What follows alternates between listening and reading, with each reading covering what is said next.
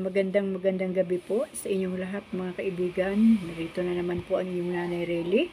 At tayo po ay magkukwentuhan ulit. Meron po akong ikukwento sa inyo. Sana magustuhan nyo, lalo na yung mga kabataan na narito sa aking YouTube channel. Sagana po tayo sa kwento para sa mga kabataan.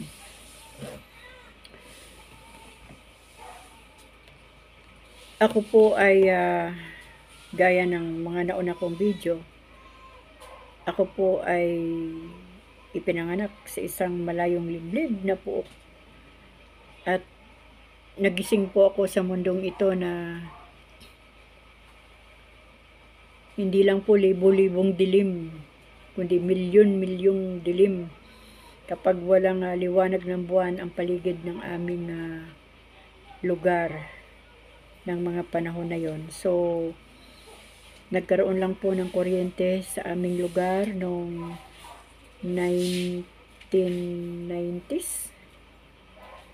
Hindi ko alam kung nag-start ng 1991, basta 1990s lang po nagkaroon ng kuryente sa aming lugar. So, mula po na ako isinilang, hanggang sa ako po ay nagdalaga, hanggang sa ako po ay nagkapamilya na, ay wala pa rin pong kuryente sa aming lugar.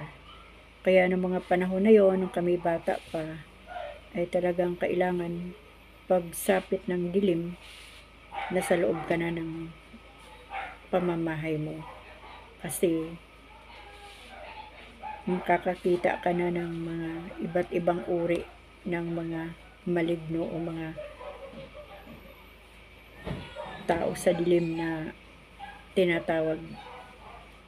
At ng mga panahon nga po namin nung kami bata pa, at the age of 4, 5, yun nga po, yung isa naming kapatid na babae, si Wilma, kinain daw po yun ng aswang. Daw kasi hindi ko naman po nakita, pero bata pa ako, 4 years old lang siguro ako nun. Nasa gitna ang aming nanay, ako sa isang tabi, si Wilma dito sa isang tabi. At parang ang edad lang niya ay mga 5 to 6 months lang yung batang yun. So, ang nangyari kinabukasan, pagising ng aming nanay, tad-tad na si Wilma ng kagat sa liig. At wala pong dugo. Kahit pisilin mo pa yung kanyang mga daliri, wala pong makuhang dugo. Parang inubos na, sinipsip. At marami pong nagpatunay na may nakitang mga daliri ng baby sa may mga sinasalukan ng tubig, yung tinatawag naming bubon sa tabi ng sapa. May nagpatunay na yung ulo ng aming kapatid ay nandoon sa ilalim ng kama ng aswang at nakalutang sa dugo at merong lumalaklak ng dugo na buhaya doon sa ilalim ng kama na kahoy. Ang nagkwento po yan ay yung pamangkin nila na bagong salta sa aming isla. Hindi naman niya alam na yung pamilya niya pala ay aswang na. So, nung yun po ang nag-aalaga ng aking lagi pong namamasyal sa bahay namin yun. Siya po ang nagkakarga ng aking kapatid. At ako din, inaalagaan din niya habang kinukulot ng nanay ko yung kanyang mga customer sa buhok. Kaya nung nakita niya ang aming kapatid na ulo na lang, tumakas po yun, at bago tumakas, dumaan sa bahay namin. At kuninto nga na si Wilma ay nandoon sa ilalim ng kama ng kanyang tiga. So, ang nangyari po, linusob ng tatay ko yung bahay ng aswang. Pero pagdating po sa korte, wala po tayong kalaban-laban. Salamat na nga lang din dahil ang mayor po sa bayan namin at that time ay tiyo namin. Kaya hindi po napurso sa pinaka-province yung kaso kasi sorry po. Kinausap na lang ng tiyo naming mayor na wag nang ituloy ang demanda ng aswang, at yung aswang pa po ang nagdemanda. Meron din po nakakita doon sa aswang na mula po doon sa pinakatuktok ng puno ng kawayan, may sinasaboy na kung anong parang karne. At nakita niya na parang umangat yung ulo ng buwaya doon sa pinakamalalim na area ng ilog. At takot na takot po yung tiyo namin yun na nakakita. So marami pong mga balibalita na. Tapos magmula po noon nung namatay po ang aming kapatid na babae na sumunod sa akin, umalis na po kami doon sa baba ng bundok. Kami lang po ang bahay doon at malalayo po ang mga kapitbahay. Talagang kahit patayin ka, wala pong makakasaklolo. Tumira po kami sa pinakasentro na. Tapos at the age of 7, grade 1 po o 8, umuwi na po kami doon sa lugar ng tatay ko. Yun, medyo marami na po kami kapitbahay doon. At tabi na po ng kalsada ang aming tirahan. Nung ako po ay grade 5 na, o grade 4 yata, yung kapatid ko naman po na bunso ang namatay. Bali, mula kay Wilma, nagkaanak pa uli ang nanay ko. Tapos meron pa talagang sumunod pa. Bali, 2 lalaki pa mula kay Wilma. So, at that time, ang alam ko lang, nung hapong yon, yung bantog na aswang sa amin, nakamag-anak din nung kumain sa kapatid naming babae, ay may dala po siyang itlog. Inabot po sa tatay ko. Sabi niya, ipakain daw sa aming bunsong kapatid. Siyempre, kilala siya ng tatay ko kasi ang tatay ko gumagawa ng mga tuba eh. So, isa siya doon sa bumibili ng tuba. Pag alis ng matanda, hindi pa naman gaanong katandaan at that time kasi bata pa ako eh. Siguro ang edad yun, mga 50 anyos lang. Hindi naman po pinakain ng tatay ko yung itlog. Sinunog niya. Pagkasunog ng tatay ko, mga 7 o'clock lang ng gabi, sumakit na po yung tiyan ng aming kapatid. Ganun po yung inaasawang, yung sikmura mo, papatayin ka sa sakit. Ang uso po nung araw yung panuma. Mga halaman po yun na sinusunog ng nanay ko. Tapos, hindi pa po kasi kami born again nung panahon na yun eh. Kaya, kumbaga, ibang klase pa po na panggamot ang alam ng nanay ko. Pag nakakaramdam po kami ng parang kinakain yung aming sikmura, pinapainom na kami ng nanay ko ng o pinapakain na kami nung sinunog na dahon na ang tawag doon ay panuma. Tapos, parang magic po. Naaalis po yung sakit na, grabe na sakit. So, yun siguro ang naramdaman ng kapatid kong bunso. Talagang sabi niya kasi ano na yun eh, mahigit 1 taon na, sabi niya, ita, sakit, sabi niya, sakit, sabi niya, masakit ang tiyan ko, sabi niya. Nakasama namin sa bahay yung aming kuya, yung pangalawa naming kapatid, panganay din na lalaki. Sa kanyang mga kamay namatay yung bata. At alam niyo mga kaibigan, yun lang natandaan ko buong buhay ko. Mula 7 o'clock na nagpasakit na ng tiyan yung aming bunso, hanggang sa namatay, para na pong sinasangag yung mga wakwak. Yung tunog talaga, yung wak, wak, wak na talaga, yung parang galit na parang gigil na gigil. Tapos yung mga tikling, hindi lang isang tikling, parang lang sinasangag yung huni ng wakwak at saka tikling. Tapos mararamdaman mo na yung mga, ng pakpak na hindi mo na maintindihan. Tapos lahat na po ng ibon na naririnig namin, na pang araw, pang hapon, no gabi pong yun, narinig na po namin lahat ng huni ng ibon. Ultimo po yung bahaw, mga ganun. At saka yung kukok, grabe po, nakakapangilabot po yun.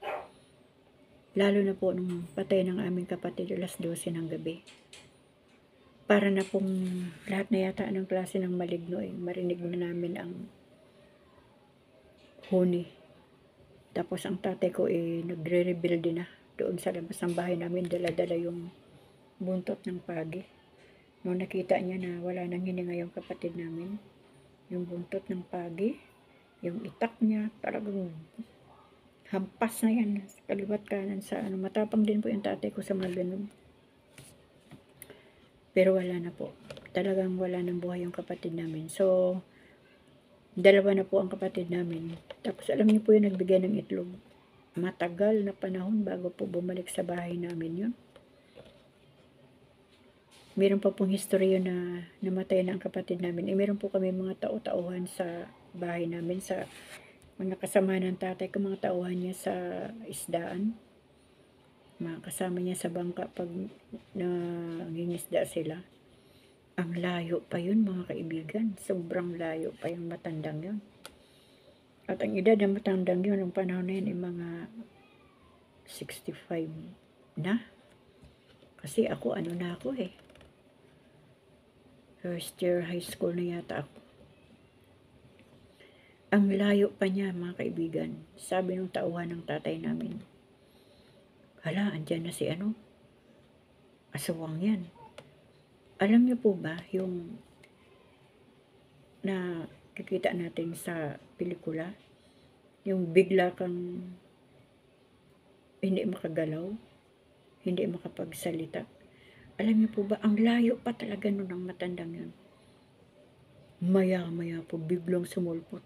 Hinawakan po sa leeg yung tauhan ng tatay namin. Talagang sinakal po niya. Kami po, hindi rin kami nakagalaw. Para na po kami mga estatwa. At ang kwento pong ito ay hindi pa po kami born again. So wala kaming alam kung anong gagawin. Tapos alam niyo po, para siyang may kapangyarihan, pati kami, lahat kami magkakapatid na nakatingin. Hindi po kami hindi po kami nakagalaw. Tapos pagbitaw po niya sa leeg yung tauhan ng tatay ko, sabi niya sa susunod, hindi lang yan ang abutin mo, ulitin mo pa. E paano niya po yun narinig? Ang layo-layo, Diyos ko po. Napakalayo pa niya talaga, kahit nga sumigaw ka pa, hindi pa maririnig eh. So, ganun po kabangis ang mga bad spirits sa lugar namin. Tapos, ito po yung pinakasariwa talaga na kwento ko sa inyong mga kaibigan. Maliban doon, mas gusto kong ibahagi sa inyo yung panahon na ako ay born again na. At ang unang ministry ko po sa church ay intercessor. Nasa WIN ministry po ako. Warrior po. Umuwi po kami ng 2013. Kasama ko po ang aking anak na bunso. At that time, grade 1 lang po siya sa elementary. Kasama ko po ang aking isang anak na binatilyo. Siguro ang edad niya noong mga time na yun, binata na rin siguro mga 20 o 19. Tapos dumating po, sumunod pa rin doon, yung aking isang anak, galing ng Qatar na babae. Kaya 3 anak ko ang nandoon, pero mga ilang buwan, bumalik na yung anak kong lalaki dito sa sa lugar namin dito sa Kalamba kasi may trabaho. Nung andun pa siya, ang maririnig lang namin yung mga tikling, wak-wak, tapos magpapaputok ng baril yung pinsan namin doon na may baril. Pag dumaan ng tikling, tumitigil. So kami na lang, siguro naisip ng diablo, puro na ito babae ang naiwan. Every night po, sinasamahan kami ng pamangkin ko na babae, matapang din, na mayroon ding anak na isa. Tapos may kasama rin po kami na parang kapamilya na rin na magkakapatid. Gabi-gabi, binubulabog na po kami ng kaaway. Ngayon, nung nagsisimula siya, iniikutan ko po yan ang pinaka-area ng buong lupa namin, puro punyugan eh. Tapos may mga area na masukal dahil wala rin po nag-asikaso doon. Ngayon, talagang nararamdaman ko yung espiritu ng kaaway matindi. Sabi ko sa aming pastora, pastora, tulungan mo akong mag-warfare sa lugar na to. Sabi naman ng aming pastora doon, na para na rin anak ng aking mga magulang, dati pa naman talaga ang lugar na to, ang tindi ng espiritu ng kaaway sa lugar na to. Oo nga, sabi ko. So, warfare, talagang araw-araw, labanan po yan, spiritual at saka hindi ka naman pwede makipaglaban ng physical dahil hindi naman sila nagpapakita kapag araw. So, ngayon, dumating na po sa punto na ang ginawa ko, pinabakburan ko po yung paikot ng bahay namin. Bali, 2,500 na kahoy. Paikot po yan hanggang lagpas pa sa bubong namin yung bakod na kahoy. Pinalagyan ko ng kawayan yung napintuan yung bawat gate, dalawa likod at harap. Tapos yung bahay namin,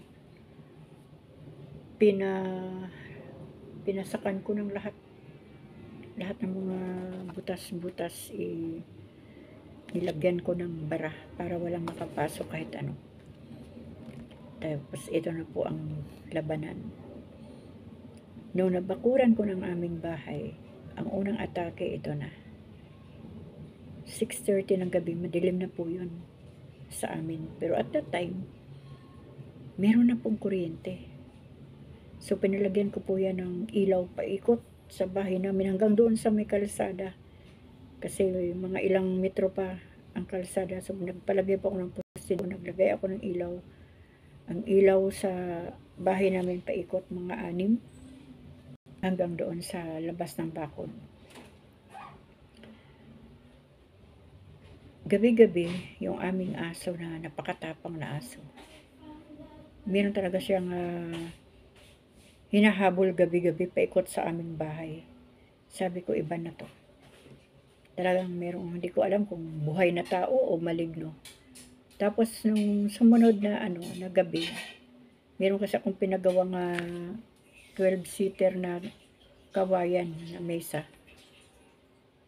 May nakita doon, may nakaupo na tao doon.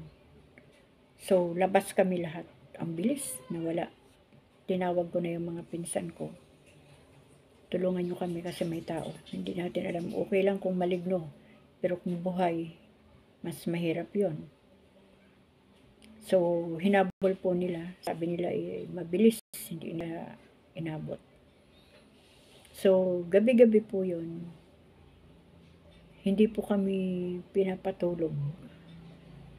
Nang parang may nagmamartilyo pong, alam niyo pong stainless, hindi po bakal yung tunog ng minamartilyo na stainless. Pagdating po ng 9 o'clock yan, masakit na sa tenga kasi gabi-gabi. Wala naman pong nagtatrabaho doon ng stainless, wala naman pong gumagawa doon ng mga stainless. Pero gabi-gabi po, ayaw kami patulugin. So, warfare. Pray in Jesus' name, Panginoon. Sa pangalan ni Jesus, lahat, anumang klase ng espiritu ng demonyo na nakatira sa bahay na to, siguro nagalit dahil kami na ang nakatira in Jesus' name. Winawasak namin lahat ng uri ng espiritu ng kaaway sa lugar na ito. Sa pangalan ni Jesus, lumayas kayong lahat. Wala kayong kapangyarihan at karapatan na manatili sa lugar na ito, sa bahay na ito, dahil hindi nyo ito pag-aari. Sabi ko pa sa panalangin, dinideklara ko na ang Panginoong Hesus ang may-ari ng lugar na to. I declare that Jesus is Lord over this place. Yan, pabalik-balik yan. So, kapag nagwa-warfare po ako sa mga aking mga anak, mga pamangkin, tumitigil po yung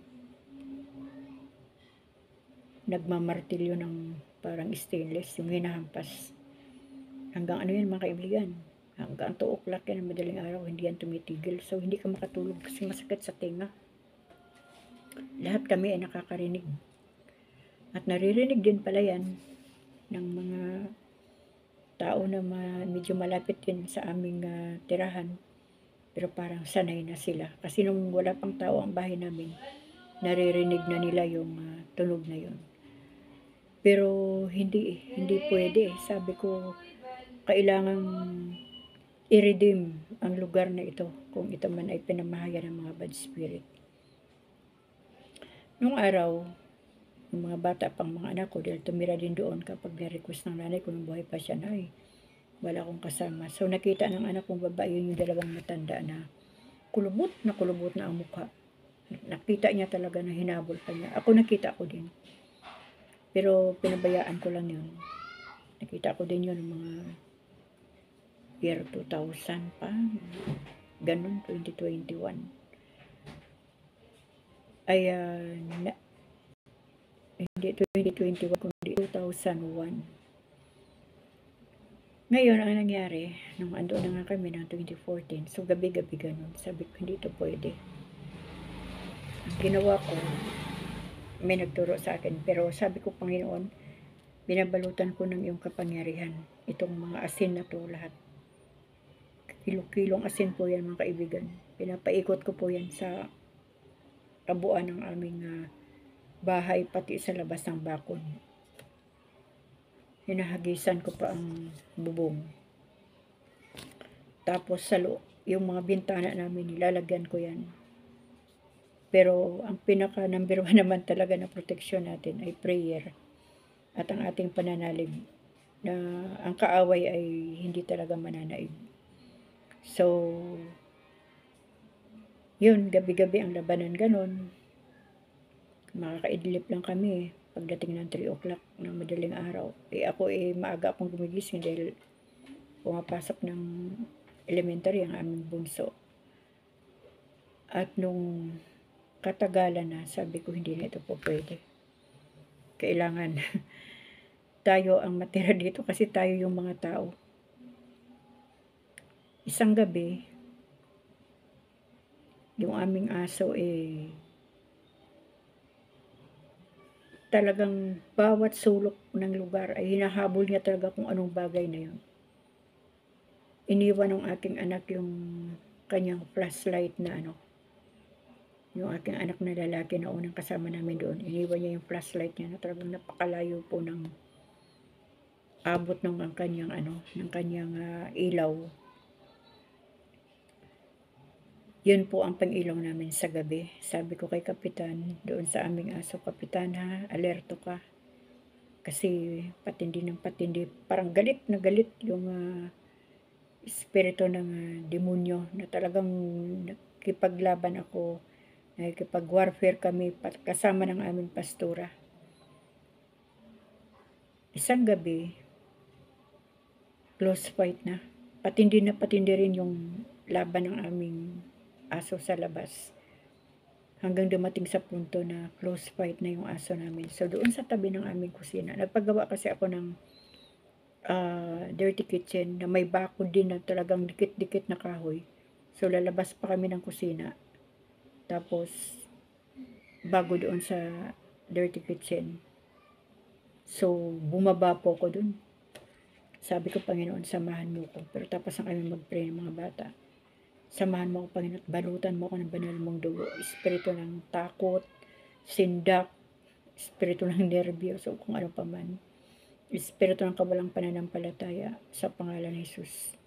Ay pinapalayas kita at winawasak kita sa buhay ko. At patuloy kong hiniling sa Panginoon na isel niya kami ng kanyang banal na dugo. Alam niyo mga kaibigan, dahil yung aming flashlight na talagang napakatindi ko ng ilaw noon. Habang nakikipaglaban po yung aming aso na talagang parang patayan na talaga ang nangyayari. Bigla ko pong binuksan yung flashlight papunta po doon sa aso.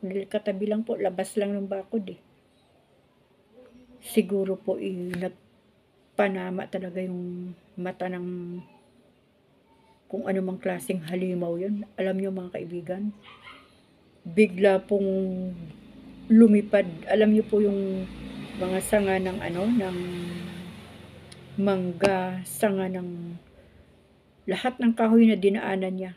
Talagang marinig namin na parabang nagkanda putol. Sa lakas po nung pagkabigla niya, na parang lumipad. Ngayon, hinabol pa rin siya ni Kapitan. Hinabol pa rin siya ng aso. papunta po doon sa boundary ng lupa ng aming tatay. Medyo masukal po yung lugar na yon. Sinundan ko po yan ng flashlight. Sakto po. Nung nakita ko siya sa flashlight, may nakatayo po na hindi ko maintindihan kung anong klaseng halimaw talaga. Tapos yung mata niya na, alam niyo po yung parang napakalaki na hindi ko na masabing aso kasi tatayo ba ang aso?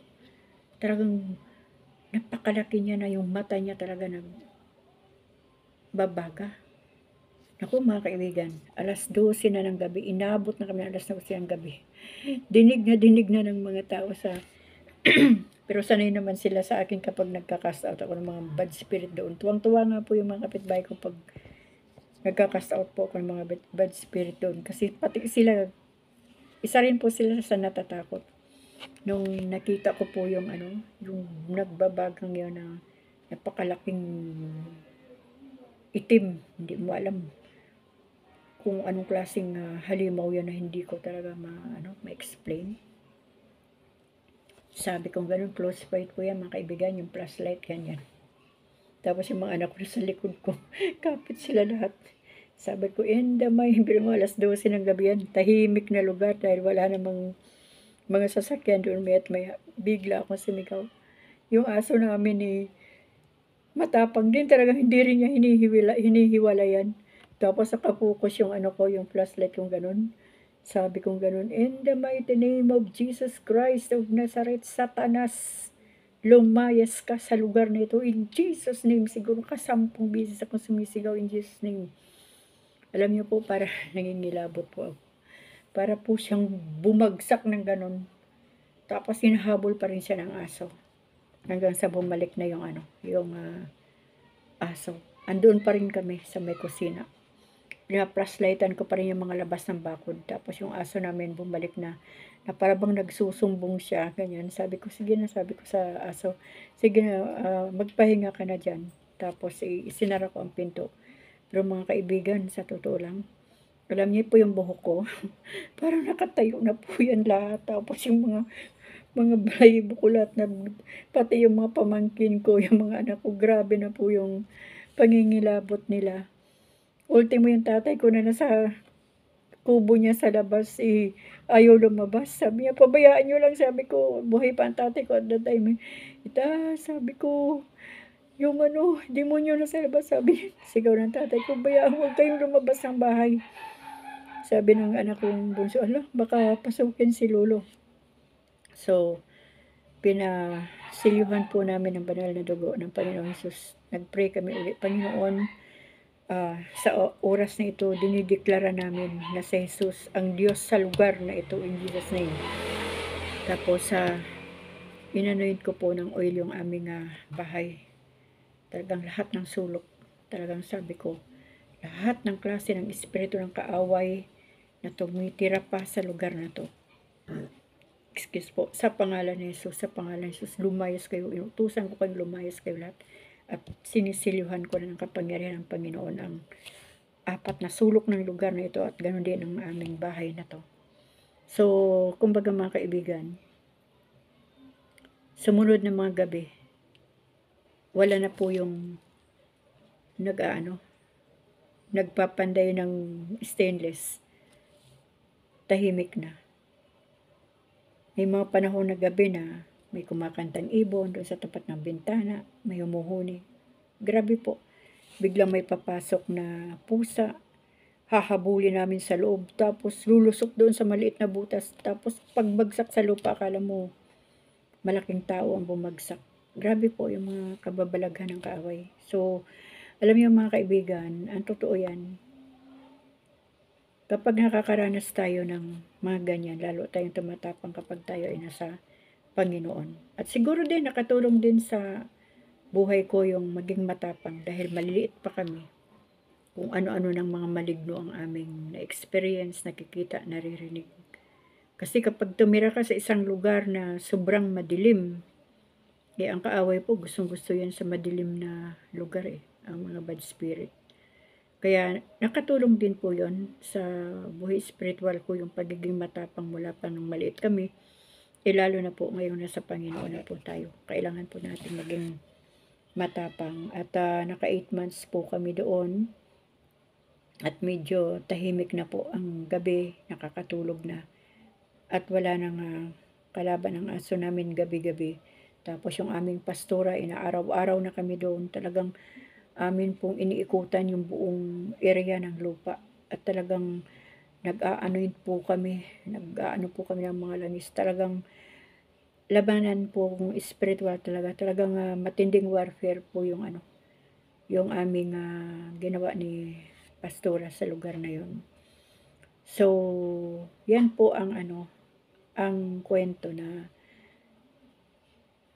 nananakot lang. Papatayin ka lang sa takot ng mga bad spirit.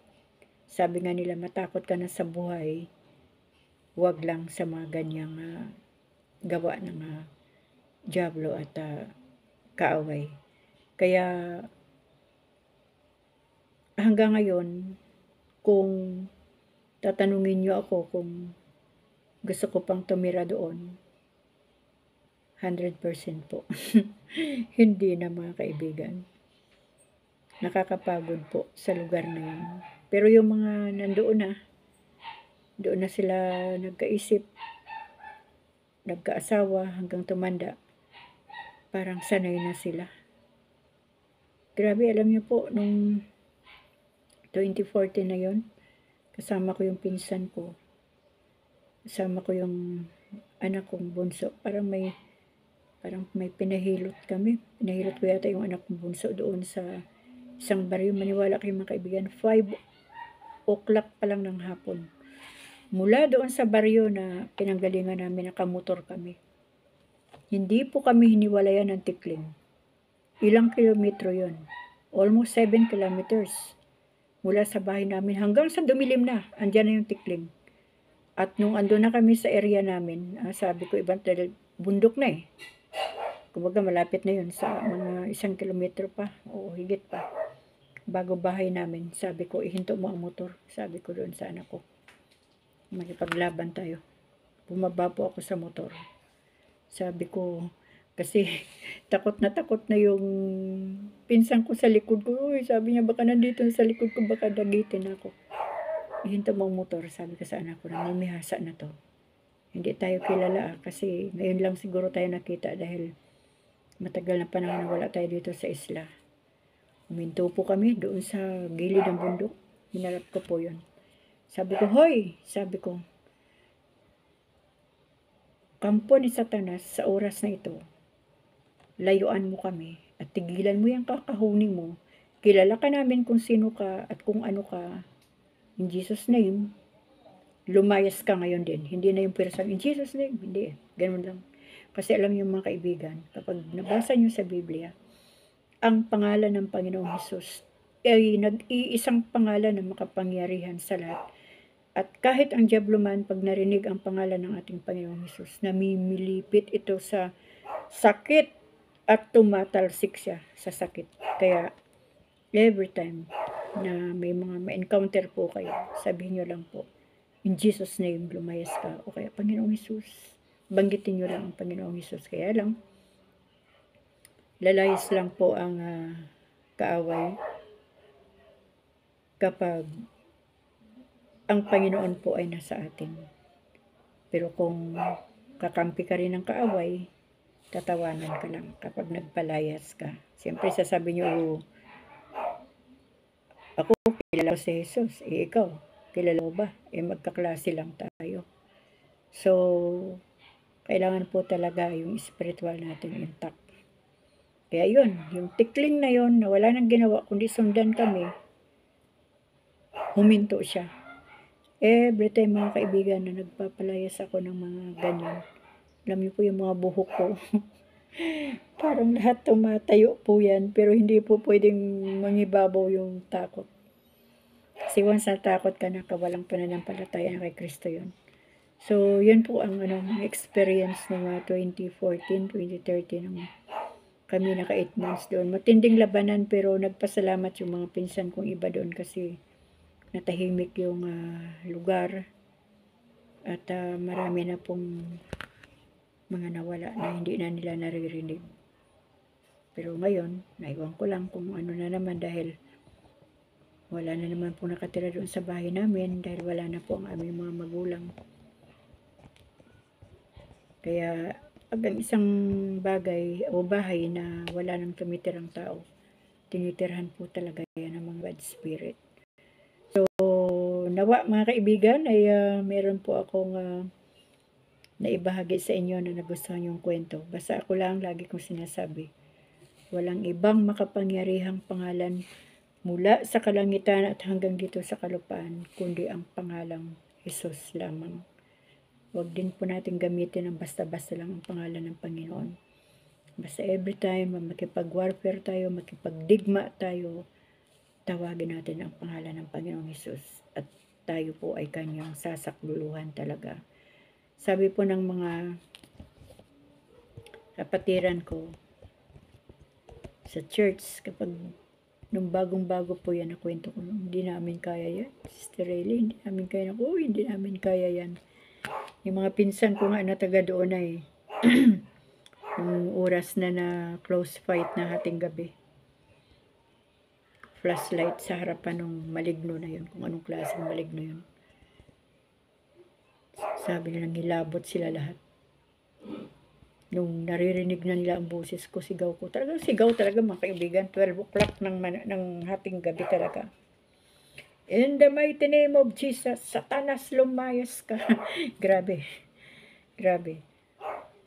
Lumayas ka ngayon din. Inuutusan kita sa pangalan ni Jesus. Lumayas ka. Layas. Lisanin mo ang lugar na to. Wala kang kapangyarihan sa lugar na to. In Jesus' mighty name. Pag-aari ng Panginoong Jesus ang lugar na to. Sabi ng mga pinsa ko, grabe ang kilabot namin. So, yun lang mga kaibigan. Huwag lang po nating abusuhin din ang paggamit ng pangalan ng ating Panginoon. Kundi gamitin po natin sa tama at manatili po yung ating pananalig kay Kristo. At sana po ay nagustuhan nyo ang aking kwento ngayong gabi, lalo na po yung mga kabataan. Kasi pag Holy Week, gustong-gusto ng mga kabataan yung mga horror stories. Marami po tayo niyan. Napakarami po nating experience sa ganyan na talagang hindi po siya kwentong kutsiro.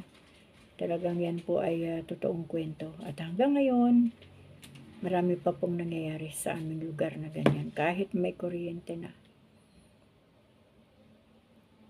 May mga kwento pang baboy ang nasagasaan ng tricycle. Pulis ang nagdadrive. Galing sa piyestahan. Baboy po yun Ngayon, hinuli nila ang baboy, kinarga nila sa tricycle. Ang problema, yung baboy, nilagay nila sa loob ng barracks. Nung nagising sila, dalagita na ang baboy. Tapos mga ilang oras, andoon na ang tiya. Ang sabi ng tiya, bakit naman, hindi nyo ba nakilala ang aking pamangkin? So, ganyan po, ang aming lugar. Kahit may kuryente na sa panahong ito. So, dito na lang mga kaibigan at ingatan po tayo ng ating Panginoon at huwag po natin kaligtaang manalangin.